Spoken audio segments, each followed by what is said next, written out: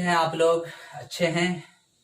आज ये दूसरा वीडियो मैं लेकर के आया हूँ आपके सामने। आप देख रहे हैं ये दूसरा वीडियो जो यूजीसी नेट उर्दू ही के सिलसिले से है, जो प्राकृत अपभ्रंश। इससे पहले जो मैंने पिछला वीडियो जो आपके सामने लाया था उसमें कुछ जो बातें आई थी, मैं समझता हूँ कि पहले उसका इरादा कर दूं, आपके सामने रख दूं कि तारीख़ ज़बान उर्दू ये यूनिट 1 है। तो इसमें हम जो है उर्दू के तारीख को पढ़ेंगे, इसको जानेंगे। तो उर्दू के माने मैंने बताया था कि लश्कर के आते हैं, और ये उर्दू जो है ये हिंदी निज़ाद है, यानी हिंदी ख़ानदान ही से इसका शिजरा मिलता जुलता है। और ये उर्दू जो है ये हिंदी ही ज़बान की, यानी हिंदुस्तानी ज़बान की सबसे खूबसूरत और शाइस्ता ज़बान है। इससे पहले हमने ये ज़बान के बारे में कहा था कि ज़बान ख़यालात का ज़रिया इजहार है, यानी आपके दिल के अंदर जो ख़यालात हैं, जो जज्बात हैं, जो एहसासात हैं, जो आपकी थिंकिंग है, अगर आप उसको दूसरे के पास रखना चाहेंगे तो किस तरह से रखेंगे? इसी जबान के जरिए से आप दूसरों तक रखेंगे। यही डिफिनीशन और तारीफ डॉक्टर सैयद मुहियुद्दीन कादरी जोर ने किया था कि उर्दू जो है वो ख्यालात का जरिया इजहार है, जिसके जरिए से जबान इंसान अपने ख्यालात जज्बात को दूसरों तक पहुंचाता है, जो सबसे ज्यादा जामे है। बहरहाल तो ये उर्दू हो गया। और तीसरा मैंने ये बताया था आपको पॉइंट में यहाँ पर लिख करके कि लिसानी खानदान। ये लिसानी खानदान क्या है? मैंने आपको बताया था कि 2796 कुल दुनिया की जबानें थी, और उस जबान जो जबानें थी उसमें एक जबान दूसरे जबान से कुछ ऐसी जबान थी जो मुमासलत रखती थी, जो आपस में मिलती जुलती थी। तो उसी को देखते हुए माहिरीन लिसानियात ने दुनिया की जबानों को 8 गिरोहों में, 8 खानदानों में तकसीम किया था। और वो 8 खानदान क्या क्या थे? पहला था सामी, दूसरा था, आप ये देख सकते हैं यहाँ पे, पहला सामी था, दूसरा अफ्रीकी था, तीसरा जो है कि ड्रावरी खानदान से था, चौथा चीनी हिंद, फिर मलाये, फिर मुंडा, फिर अमेरिका की वो कदीम जबानें भी इसमें शामिल थी, और उसके बाद हिंद यूरोपी खानदान थी। ये 8 खानदान थी जिसको माहिरीन लिसानियात ने तमाम दुनिया की जबानों में से, मतलब 8 भागों में, 8 हिस्सों में इसको तकसीम किया गया था। फिर इसी से जो है कि हिंद यूरोपी खानदान से जो है हिंद ईरानी खानदान, यानी हिंद यूरोपी खानदान से निकल करके जो है शिजरा उर्दू का वो हिंद ईरानी का है। और फिर हिंद ईरानी से जो निकला था वो हिंद आर्याई था। और हिंद आर्याई से आपने देखा था कि हिंद आर्याई को कितने दौर में तकसीम किया गया था? 3 दौर में तकसीम किया गया था। पहला दौर जो है 1500 कबल मसीह से 500 कबल मसीह तक, और दूसरा दौर जो है वो 500 कबल मसीह से जो है कि 1000 ईस्वी तक, यानी 15 साल, और 1000 ईस्वी से जो तीसरा जो जदीद दौर कहा जाता है वो अब तक का दौर है। तो ये 3 दौर में आप देख रहे हैं कि कदीम जबानें जो थी, जैसे कि संस्कृत का दौर रहा, प्राकृत का दौर रहा, पाली का दौर रहा, अपभ्रंश का दौर रहा, फिर उसके बाद जो है फिर और दौर शुरू होते हैं। तो ये दौर थी। तो ये चीजें थी लिसानी खानदान की। अब आइए चौथा पॉइंट जो मैंने आपको बताया कि बाहर से आने वाली कौमें, चूंकि हिंदुस्तान हमेशा तहजीब व तमद्दुन और का गहवारा रहा है, यहाँ ऊंचे पहाड़ और खूबसूरत वादियां और हरे भरे घास, इसको देख करके बाहर के लोग हमेशा हमारे मुल्क में आते रहे हैं और अपनी जबान लेकर के भी आए, फिर यहाँ घुल मिल गए, फिर यहाँ की जबानें और उनकी जबानें मिल गई, फिर उससे जो है कि नई जबानें वजूद में आ गई। आपने देखा कि पहले जो कौमें जो सब आई थी वो नगरेटू, पेरोटू, ड्रावरी, ये जो कौमें आई थी, ड्रावरी, ये काफी मुहज्जब और शाइस्ता लोग थे, इनकी जबानें भी अच्छी थी। वो यहाँ आए, यहाँ बोले, यहाँ की जबान वो सीखे, वहाँ की जबान, और इस तरीके से यहाँ उन्होंने बहुत सारे काम को अंजाम दिए, पुल की तामीर भी कराई और बहुत सारी चीजों को इन्होंने यहाँ जो है इजाद भी किया। फिर इसको जो है जब इसका दौर चल रहा था तो आर्या कौम जो 1500 कबल मसीह जो हिंदुस्तान जो आया था, ड्रावरी जो आया था वो इराक से, आपको मैं बता दूं कि इराक में कुछ दिन ये लोग ठहरे, फिर ईरान आए, फिर अफगानिस्तान बलूचिस्तान होते हुए हिंदुस्तान आए।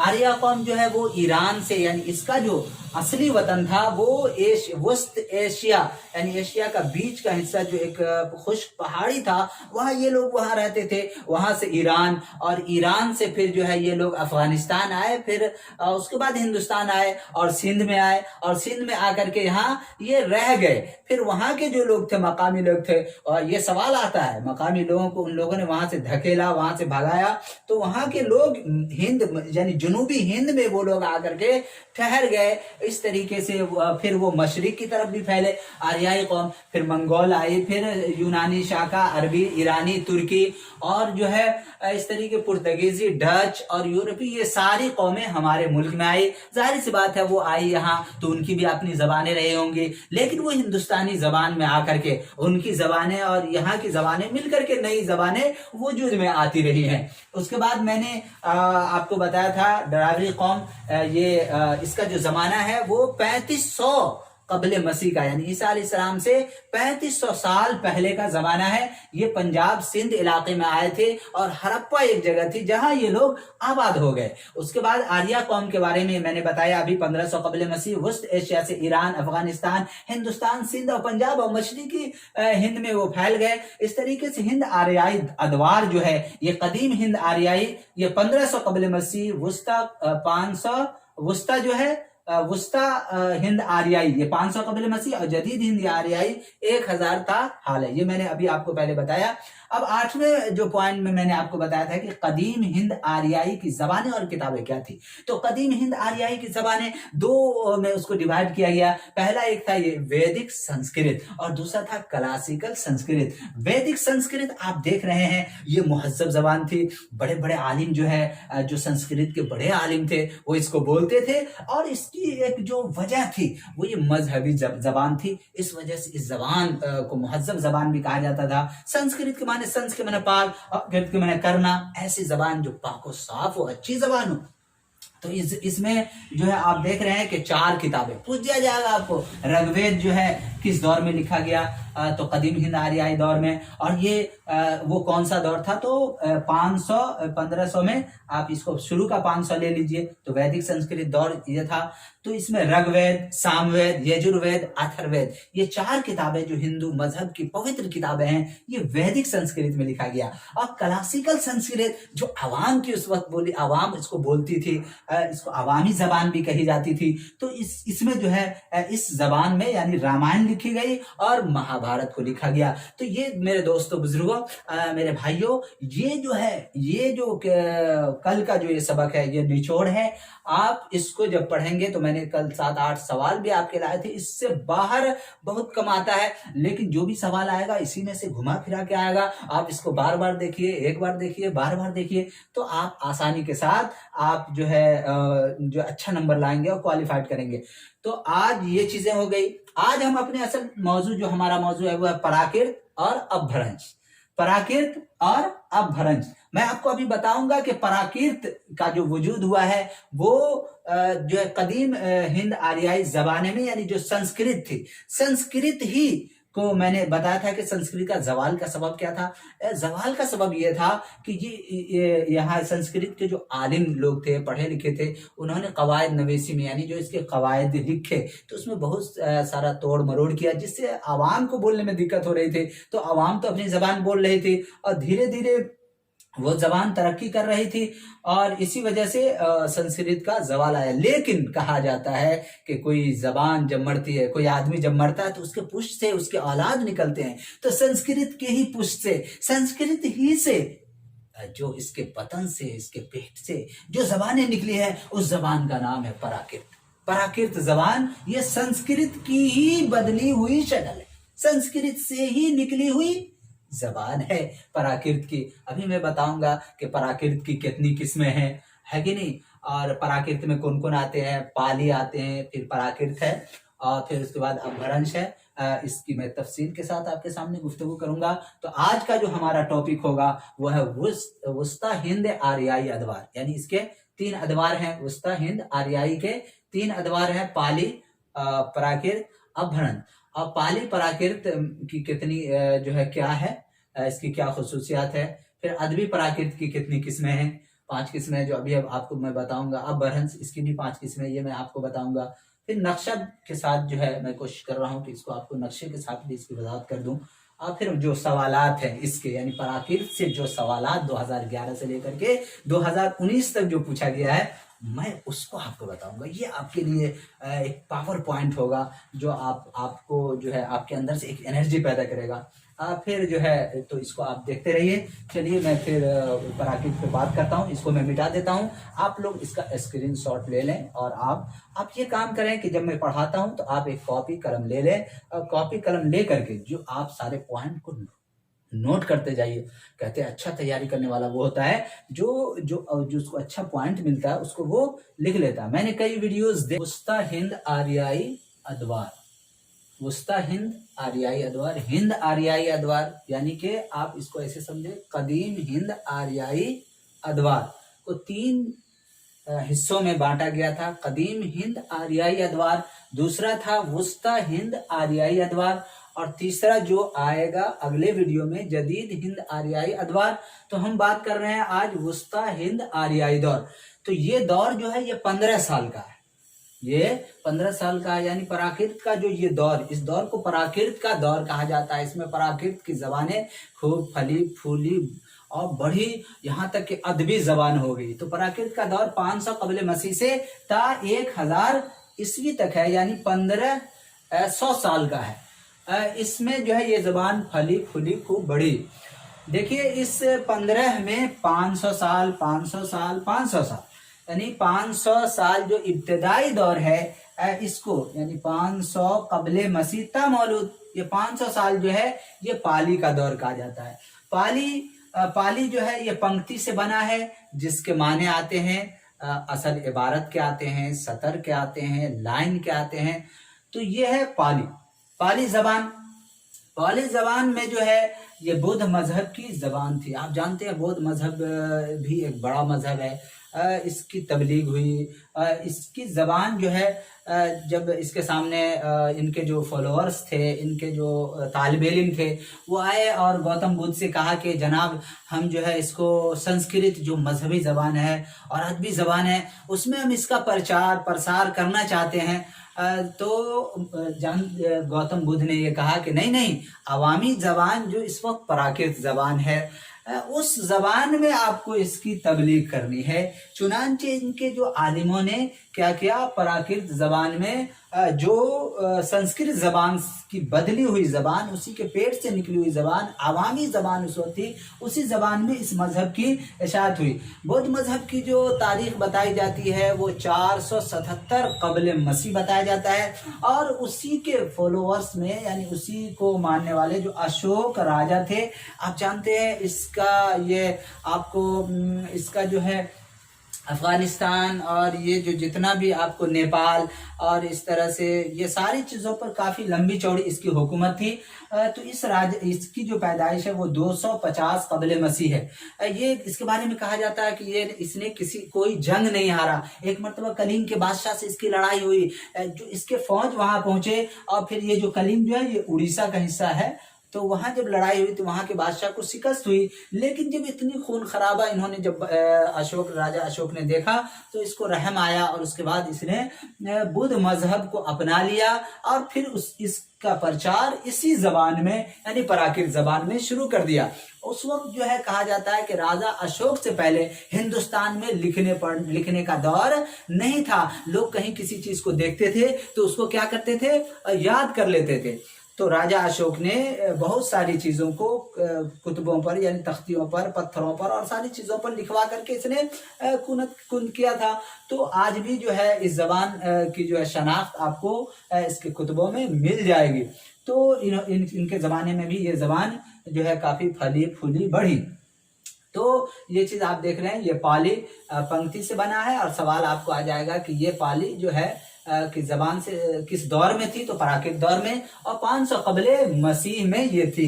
इस तरीके के सवाल आ सकते हैं। आप देखिए अगला ये है पराकृत, ये भी पराकृत है, ये भी पराकृत है, ये भी पराकृत है, लेकिन ये पहली पराकृत है, पहली इसको कहा जाता है, ये सेकंड है, ये थर्ड है, यानी 1500। तो ये पराकृत जो है इसमें आकर के ये अदबी बन जाती है, ये मुहज्जब जबान और शाइस्ता जबान बन जाती है। इस वक्त इसके ये पराकृत का मतलब फितरी जबान, जिसको आवाम आसानी के साथ बोल ले। तो ये जो है ईसा अलैहिस्सलाम, मौलूद ईसा का मतलब ईसा अलैहिस्सलाम की पैदाइश से 500 ईस्वी तक, ठीक है, ये 500 साल, इसमें ये अदबी पराकृत बन जाती है। तो अदबी पराकृत को 5 भागों में बांटा गया, 5 किस्में इसकी की गई। अदबी पराकृत की कितनी किस्में हैं? 5 किस्में। ये सवाल भी पूछा गया, ये सवाल भी आएगा तो आ सकता है। तो बहरहाल इसकी जो 5 किस्में की गई है वो है एक शोरसेनी, है ना, शोरसेनी पराकृत, मागधी पराकृत, उर्द मागधी पराकृत, महाराष्ट्री पराकृत और पसाजी पराकृत। ये देखिए शोरसेनी, ये शोरसेन का इलाका कहा जाता है, उस इलाके में ये जबान फली फूली। ये जबान कहाँ बोली जाती थी? तो ये जो है पराकृत जो है मथुरा एक जगह है जो यूपी में, उत्तर प्रदेश में। तो उत्तर प्रदेश का ये मथुरा जो था ये मरकज था और यहाँ की ये जबान थी। शोरसेनी जबान कहाँ की थी पूछ दिया जाएगा, तो मथुरा जो है इसका मरकज था और ये यूपी की जबान थी, उत्तर प्रदेश। दूसरा है मागधी पराकृत। मागधी ये मगध का इलाका है, मगध का इलाका, यानी कि ये इलाका अब जुनूबी बिहार में है, जुनूबी बिहार इसका हिस्सा था। मागधी पराकृत यानी मगध का इलाका, और अभी जो है उस इलाका को जुनूबी बिहार कहा जाता है। उस वक्त जो है कि ये जबान में अक्सर रा को लोग अदा नहीं करते थे, रा को ला बोलते थे। जैसे हम लोग कहते हैं ना फला राजा थे, तो यहाँ के लोग कैसे राजा को लाजा बोलते थे, यहाँ के लाजा। तो ये देखिए, तो ये मागधी पराकृत जबान थी जो अब जुनूबी बिहार की। तीसरी आपकी है उर्द मागधी पराकृत। ये उर्द मागधी पराकृत जो है वो असल में शोरसेनी और मागधी के बीच का हिस्सा है, शोरसेनी और मागधी के बीच का हिस्सा है ये पराकृत। ये कहाँ है? बिहार और इलाहाबाद का एरिया इसको बताया जाता है। इस जबान में जीन मजहब का फरोग हुआ। जीन मजहब के जो बानी थे वो महावीर जीन जिसको कहा जाता है, उन्होंने भी इस पर काफ़ी इसको फैलाने में इस जबान का सहारा लिया। तो ये भी जबान काफ़ी फली फूली बढ़ी। उसकी चौथी है महाराष्ट्री पराकृत। ये इसको मिसाली पराकृत भी कहा जाता है। ये भी काफ़ी मुहज्जब जबान उस वक्त मानी जाती थी। चौथा जो है ये महाराष्ट्र में बोली जाती थी। और पांचवा जो है वो पसाजी पराकृत है। ये पंजाब और कश्मीर में ये जबान बोली जाती थी। तो आप ये देख सकते हैं वस्ता हिंद आर्याई के 3 दौर, पाली, पराकृत और अपभ्रंश। पाली में क्या क्या आ गया आपको? बौद्ध मजहब की इशाअत इसी में हुई, अशोक राजा, ये सारी चीजें इसी में आएंगे। और ये पराकृत में इसकी 5 किस्में हैं, शोरसेनी, मागधी, अरद और महाराष्ट्री और पसाजी। ये इसका शोरसेनी का इलाका मरकज, ये देख सकते हैं आप, ये चीजें हैं। अब अपभ्रंश है, इसका जो जमाना है वो 500 ईस्वी से 1000 ईस्वी तक का है। तो अब देखिए, देखते रहिए आप इसको मैं मिटा रहा हूँ, आप इसका स्क्रीनशॉट ले सकते हैं। तो चलिए इसको मिटा करके फिर मैं उसको लिखता हूँ, आप देखते रहिए हमारे वीडियो। अब भ्रंश को देखते हैं। ये पाली पराकृत आपने देख लिया। अब भ्रंश को देखिए। अब भ्रंश के माने आते हैं बिगड़ी हुई जबान, भ्रष्ट जबान। और ये जो पराकृत, देखिए मैंने कहा ना कि जिसकी तरक्की है, जो अरूज है, बुलंदी है तो पस्ती है, ऊंच है तो नीच है। आपने देखा कि किस तरह धूम मचा रही थी संस्कृत जबान, और प्राकृत जबान भी अभी आप देख रहे थे धूम मचा रही थी। 500 पाली इसका दौर रहा, फिर प्राकृत में यह भी बन गया महजब, और देखिए इसका जवाल शुरू हो गया। यानी कि अब भ्रंश जो कहा जाता है कि प्राकृत का आखिरी दौर, लीजिए इसका भी आखिरी दौर आ गया। तो ये तीसरी और आखिरी यानी प्राकृत की ये जबान थी। इसका दौर जो है आपने देखा 1500 साल में, 500 कबीले मसीह, 500 से प्राकृत का, फिर जो है कि 1 ईस्वी से यानी ईसा अलैहिस्सलाम की पैदाइश से लेकर 500 ईस्वी तक, और 500 से लेकर के 1000 ईस्वी तक ये जो है तीसरी और आखिरी जबान थी अपभ्रंश की। अपभ्रंश में की 5 किस्में हैं। अपभ्रंश भी अदबी हुई, ये भी फली फूली, इसकी भी 5 किस्में हुई, शोरसेनी, मागधी, उर्द मागधी, महाराष्ट्री, शुमाली। आप ये सवाल करेंगे कि प्राकृत भी तो शोरसेनी, मागधी, उर्द मागधी और शुमाली थी, देखिए थोड़ा कंफ्यूज होता है, लेकिन नहीं, आपको कंफ्यूज नहीं होनी है। इसके नीचे कुछ बढ़ा हुआ देखिए, ये अपभ्रंश, यानी आपको अपभ्रंश अपभ्रंश अपभ्रंश ये लगा देना है। शोर सीनी अपभ्रंश और मागधी अपभ्रंश और उरद अपभ्रंश और महाराष्ट्री, और ये जो है आपको ये अपभ्रंश की 5 किस्में हुई। तो आप देखिए एक एक करके। शोर सीनी अपभ्रंश के पेट से, यानी इससे निकला क्या, खड़ी बोली। अब देखिए उर्दू की तरफ हम लोग बढ़ रहे हैं। ये खड़ी बोली का ताल्लुक किससे है, शोरसेनी से। शोरसेनी का ताल्लुक किससे है, अपभ्रंश से। अपभ्रंश का ताल्लुक किससे है, प्राकृत से। और प्राकृत का ताल्लुक किससे है, संस्कृत से। देखिए कैसे कैसे कैसे घूम करके यहाँ तक है। तो खड़ी बोली का ताल्लुक मगरबी हिंद से भी है। खड़ी बोली से जो 2 बोली निकली, एक है उर्दू और हिंदी, ठीक है। फिर राजस्थानी, पंजाबी, गुजराती, ये और ये मगरबी हिंद, ये खड़ी बोली से निकली है। आपको ये दे देगा कि राजस्थानी किस जबान से निकली है खड़ी बोली, ऑप्शन रहेगा, आप वहां क्लिक कर देंगे। तो एक था खड़ी बोली का ताल्लुक मगरबी हिंद से भी है। ये भी सवाल कई बार पूछे जा चुके हैं। तो ये मगरबी हिंद से का ताल्लुक खड़ी बोली से है। तो मगरबी हिंद की जो दूसरी बोली है वो है हरियाणवी, ब्रिज भाषा, बुंदेली, कन्नूजी और शोरसेनी अपभ्रंश, ये चीजें। तो इसी को बस एक नक्शा को आपको ध्यान में रखना है। फिर मागधी है। मागधी अपभ्रंश का जो ये इलाका था, ये आसाम, उड़ीसा, बिहार का इलाका था। मैंने अभी राजा और लाजा की मिसाल आपको दी थी, याद होगा। तो ये बिहार, ये आसाम, उड़ीसा, बिहार का इलाका है मागधी अपभ्रंश का। इसमें बिहार में से ये मैथिली, मगही, भोजपुरी, ये 3 जबानें निकली। कहा जाता है, एक माहिर लिसानियात है वो ये कहते हैं ये इसको मागधी अपभ्रंश, ये बिहारी जबान है। उसके बाद उर्द मागधी अपभ्रंश है। इसमें से अभी तक कोई सवाल नहीं आया है। अब महाराष्ट्री अपभ्रंश, इससे भी कभी कभी पूछ दिया जाता है। ये महाराष्ट्री जो अभी मौजूदा ये मराठी जो जबान है, ये महाराष्ट्री अपभ्रंश से निकली है। आपको पूछ देगा महाराष्ट्री किस खानदान से, कहां से, महाराष्ट्री अपभ्रंश दे देगा, तो आप इसको वहां जाने रहेंगे तो लगा देंगे। इस तरीके से अगला है शुमाल मगरबी अपभ्रंश, यानी इससे जो जबानें निकली, इसका जो इलाका रहा वो है मगरबी पंजाबी और एक लेहिंदा। और ये भी दे दिया जाता है कि लेहिंदा क्या है, तो आप ये समझ लीजिए मगरबी पंजाबी शुमाली मगरबी अपभ्रंश से ये लेहिंदा भी पैदा हुई।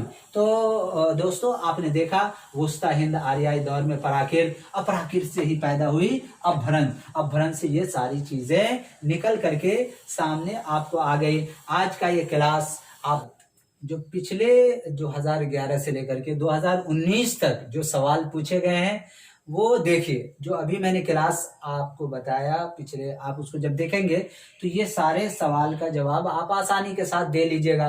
तो 2011 से लेकर 19 तक ये जो मैंने एक एक करके जमा किया, कहीं कहीं 2 बार भी इसी को घुमा के पूछ दिया है। तो आप इसको देखिए। कहते पहला सवाल देखिए कि प्राकृत का पहला रूप किसे कहते हैं, क्या है। तो पहला आप जानते हैं कि मैंने बताया था कि प्राकृत की 3, पाली, प्राकृत और अपभ्रंश। तो आप पहला रूप आप इसको दे सकते हैं कि पाली। आप ये पाली लिखेंगे, हरकत भी नहीं चल रहा है, तो ये क्या है, पाली, आप इसको लिख सकते हैं। उसके बाद है मागधी प्राकृत का चलन जो है कि इलाका कौन सा इलाका में था, तो आप इसको दे सकते हैं। ये 2013-14 में पूछा गया है। तो ये आप इसको जनूबी बिहार दे सकते हैं, जनूबी बिहार। उसके बाद आहद वुस्ता की अदबी प्राकृत कौन कौन सी है।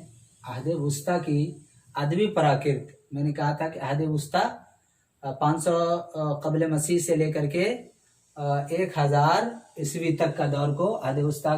तो ये अदबी प्राकृत कितनी थी, 5 थी, जिसमें से अदबी प्राकृत में ये सवाल आए थे मागधी है, महाराष्ट्री है कि नहीं, महाराष्ट्री और जुनूबी, महाराष्ट्री और अपभ्रंश। अपभ्रंश ये जो आहद वुस्ता की अदबी प्राकृत थी, ये आपको क्वेश्चन पूछा गया था 2015 में। अब चौथा में देखिए शोरसेनी प्राकृत का मरकज कहाँ था। मरकज कहाँ था, ऑप्शन में आपको दिए हुआ था कहीं, तो उसमें से मथुरा, इसका कहाँ था मरकज, मथुरा था, मथुरा भी ऑप्शन है। तो ये उत्तर प्रदेश में था। शोरसेनी प्राकृत का मरकज जो है वो मथुरा को कहा। ये 2015 दिसंबर में पूछा गया है। उसके बाद 5वां में आप देखिए कि माहिर लिसानियात ने अपभ्रंशों को हिंद आर्याई जबानों के अहद वस्ता और अहद जदीद को मिलाने वाली कड़ी कहा है। माहिर लिसानियात ने अपभ्रंश जबान जो है, अपभ्रंश को हिंद आर्याई जबानों के अहद वस्ता यानी जो बीच जो है वो अहद वस्ता और अहद जदीद को मिलाने वाली कड़ी कहा है। अहद जदीद जो अभी आएगा 1000 से ताहाल का, ईस्वी से ताहाल का। तो ये सवाल आप आंसर दे सकते हैं। 6ठा में है प्राकृत की कुल कितनी शक्लें हैं। प्राकृत की कुल कितनी शक्लें हैं? तो 5 शक्लें आप दे दीजिएगा यहाँ पे, है कि नहीं। शूरशनी, अब्बना, मागधी, उरद, मागधी, ये सब आप दे सकते हैं आप। उसके बाद जो है 7वां में पूछा गया शूरसेनी अपभ्रंश के असरात उस तय हिंद आर्याई का जदीद दौर था। हिंद आर्याई का जदीद दौर था जो 500 ईस्वी से 1000 ईस्वी तक का है। शूरसेनी अपभ्रंश के असरात जो रहे हैं वो क्या है? वस्ता हिंद आर्याई का जदीद दौर था जो 500 से 1000 ईस्वी तक का है। ये दौर अपभ्रंश का दौर कहलाया। ये जो है 2018 में ये पूछा गया है। तो ये मारूजी, ये जो है माजी के जो सवालात है वो भी आपने देखा और उसी से रिलेटेड है। आप जब उसको पढ़ेंगे तो आप आसानी के साथ जो है इसका जवाब दे देंगे। ये आज का क्लास यहीं तक समाप्त होता है। आप जो है अगली वीडियो जो हमारे आने वाली है वो है जदीद हिंद आर्याई दौर, यानी 1000 से ताहाल का जो ज़माना है वो हम अगली वीडियो लेकर के आएंगे। तो आप बने रहिए और हमारे क्लास को देखने के बाद ये वीडियो अच्छा लगे आप इसको सब्सक्राइब कीजिए, लाइक कीजिए, अपने नए दोस्तों में इसको ज़रूर शेयर कीजिए। यही आपकी तरफ से मेरे लिए आपका प्यार होगा, आपकी मोहब्बत होगी। और सब्सक्राइब करना बिल्कुल ना भूलें ताकि हम जो भी वीडियो बनाएं वो आप तक पहुंच जाए। आप इस वीडियो को अपने दोस्तों के ग्रुप में भी शेयर कर सकते हैं। तो आज के लिए बस।